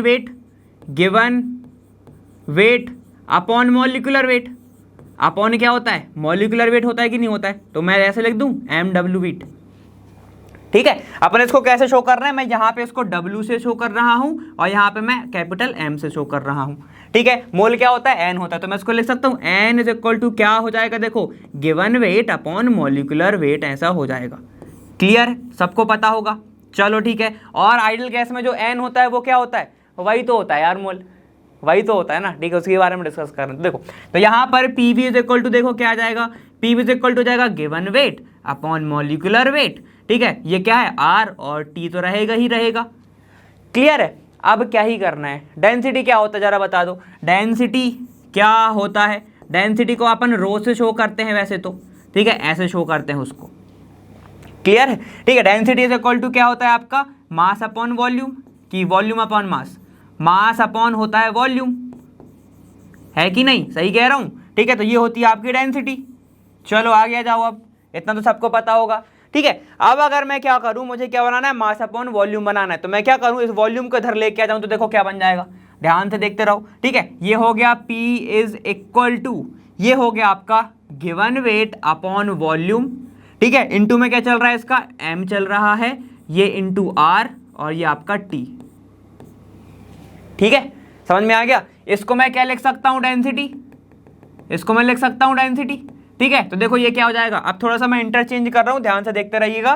ठीक है, देखो क्या बन जाएगा, ये हो जाएगा M is equal to P, M को इधर ले गया मैं। ठीक है, ये हो गया आपका डेंसिटी R, ये T अपॉन ये M, ये आपका P, ये बन गई, ये आपका होता है रिलेशन, ये होता है आपका रिलेशन। अगर आपको कभी भी मॉलिक्यूलर मास निकालने आ जाए गैस का, तो आप ये वाला रिलेशन यूज कर सकते हो, जिसमें आपका ये क्या क्या है, सब चीज मैं आपको बता देता हूं। ठीक है, तो ये है आपका डेंसिटी, ये है आपका डेंसिटी। ठीक है, R सबको पता होता है, ये क्या है, गैस कांस्टेंट, गैस कांस्टेंट। ठीक है, ये T क्या है हमारा, टेम्परेचर, T है हमारा टेम्परेचर। ठीक है, P क्या है हमारा, प्रेशर, P है हमारा प्रेशर, और M है हमारा molecular mass of the gas, molecular mass. ये हमारी ये सारी की सारी चीज़ें हैं। ठीक है, जो अपन ने ऐसे लिख दी है, समझ में आ गया। इस इक्वेशन का यूज़ आप कर सकते हो मॉलिक्यूलर मास ऑफ गैस को निकालने के लिए। क्लियर है, बस इतना ही मेरे को आपको बताना था, इतना ईजी था। मैं चाह रहा था कि आप ही कर लें, अगर नहीं किया और कर लिया तो बहुत अच्छी बात है, नहीं किया तो आप इससे कर सकते हो। ठीक है, एक और चीज़ जो मैंने आपसे बोला था कि मैं R की एक और वैल्यू बताऊंगा। ठीक है, तो वो क्या है, जो R की जो वैल्यू होती है, एक और R की वैल्यू होती है 0.08। 21 लिखना है तो 21 लिख लो, या फिर मैं सिर्फ 82 ही लिख के करता हूँ। ठीक है, ये वाली जो वैल्यू होती है वो होती है litre ATM mole inverse kelvin inverse, mole inverse kelvin inverse. ठीक है, अगर आप एक चीज़ गौर करोगे, ठीक है, जो मोल इनवर्स केल्विन इनवर्स है वो हर में ही कॉमन है। ठीक है, आपको बस ध्यान देना है किस पे, लीटर ATM है, या कैलोरी है, या अर्ग में चल रही है। ठीक है, MMHg है, तो ये सब आपको आगे वाले पे ध्यान देना है, बाकी मोल केल्विन इनवर्स सब में सेम है। क्लियर है, तो ये होती है आपकी एक और R की वैल्यू। बाकी जो है सबसे ज़्यादा जो लगती है, एक तो ये लगती है, एक 8.314 वाली लगती है। क्लियर है, ठीक है, तो ये मेरे को आपको बताना था, ये अपन ने यहाँ पे क्लियर कर लिया है, सब कुछ है। ठीक है, अगले वाली जो वीडियो है जिसमें अपन पढ़ेंगे काइनेटिक थ्योरी पढ़ेंगे। ठीक है, RMS याद रखना है कि RMS क्या होता है अब। ठीक है, ये वाली जो वैल्यू है, क्योंकि वहाँ पर अपन को लगने वाली है। ठीक है, तो इसलिए मैंने इसको स्टार्टिंग में ही बता दिया है। क्लियर है, समझ में आ गया। अब जो बोल्स कॉन्सेप्ट है वो वहाँ पर आपको क्या हो जाएगा, कन्फर्म हो जाएगा। बोल कॉन्सेप्ट की वैल्यू आप सभी को पता है, न्यूमेरिकल वैल्यू मैंने अभी नहीं बताई है, लेकिन आप सभी को अब तो पता है ना कि R/Na क्या होता है, बोल्स कांस्टेंट होता है। क्लियर है, समझ में आ गया। तो बस अगर आप इसको लिखना चाहो तो लिख सकते हो। ठीक है, ये अपनी कौन सा था, यहाँ पे मैं लिख रहा था, लिख देता हूँ रिलेशन, रिलेशन था ये, relation between ideal gas equation, ideal gas equation and अपने क्या था, डेंसिटी, डेंसिटी के बीच में। ठीक है, जिसमें क्या है, ये पूरी की पूरी आइडियल गैस ही है और ये अपना डेंसिटी आ गया बीच में। क्लियर है, समझ में आ गया। क्या क्या लगा था, एक हमें ये लगा था, इक्वेशन नंबर 1 दे दे रहा हूँ और इक्वेशन नंबर 2 दे दे रहा हूँ। क्लियर, समझ में आ गया। ठीक है। तो बस आपको ऐसे कॉन्सेप्ट को बस थोड़ा सा याद रखना है। फॉर्मूले बहुत सारे हैं इसमें, न्यूमेरिकल जो आपका यूनिट है उन सभी का ध्यान दें, ठीक है। तब तक के लिए आप इसको लिखो। तो यहाँ पर हमारा ये वाला वीडियो समाप्त होता है। हमने मैक्सवेल का जो था वो अपन ने बहुत अच्छे से पढ़ा है। मेरे को लग रहा है थोड़ा सा जो कन्फ्यूजन तुम लोगों को आएगा वो मैक्सवेल में ही आएगा, ठीक है। लेकिन कोई बात नहीं, क्योंकि उसका जो डेरिवेशन है वो आपको बिल्कुल भी काम नहीं आने वाला। आपको जो काम आएंगी उसकी वैल्यूज़, उसके फॉर्मूलेज ही काम आएंगे, बाकी जो है वो नहीं आएगा काम में, ये मैं बोल रहा हूँ। क्लियर है? क्योंकि वो डेरिवेशन तो पूछेगा नहीं यार अब उधर, है ना। अब सुनो और क्या क्या, जहाँ पे जो इंपॉर्टेंट चीज़ है वो मैंने डिस्कस कर ली है। जो काफ़ी ज़्यादा इंपॉर्टेंट है वो है आप डेल्टन्स लॉ के थ्योरेटिकल भी करके जाएंगे। क्लियर है? उसका जो फॉर्मूला है उसको थ्योरेटिकल बना के, वो स्टेटमेंट बना के क्वेश्चन पूछ लेता है, उसको करके जाएंगे। आरएमएस जो वैल्यू है उसको करके जाएंगे। बाकी जो अपना आने वाला है आइडल गैस में तो अपन ने सारे अपने कंडीशंस को क्या कर लिया था, पढ़ लिया था कि ओपन चैम्बर है या फिर उसका प्रेशर चेंज हो रहा है या नहीं हो रहा है, तो वो सारे का सारा अपन पढ़ चुके थे, ठीक है। फिक्स वैल्यू वाला याद रखना, और मतलब अपन ने मिक्स्ड वैल्यू, ठीक है, मिक्स गैस करा था, उसको याद रखना। बाकी सब ठीक ही है, और आप नोट्स मेरे साथ बनाते चलिए, उसमें आपको बहुत ज़्यादा हेल्प होगा। और जो नहीं पढ़ रहे हैं तो आप पढ़ना स्टार्ट कर दो बेटा, टाइम नहीं है, सही बोल रहा हूँ। फालतू की चीज़ों में आप जो है आजकल थोड़ा सा चल रहा है ना, तो उस पर ध्यान ना दें। बस फिर खुश रहें, पढ़ते रहें, फोकस रहें, और बस चलते रहें साथ में, ठीक है। अब मैं आपसे आने वाली वीडियो में मिलूंगा जहाँ पे अपन काइनेटिक जो थ्योरी है उसके बारे में डिस्कस करेंगे। तब तक के लिए बाय बाय, मिलते हैं आगे वाली वीडियो में, और मैं मिलूंगा वहाँ, लर्न हुआ फ्री है पर बेस्ट जहाँ। Thank you so much.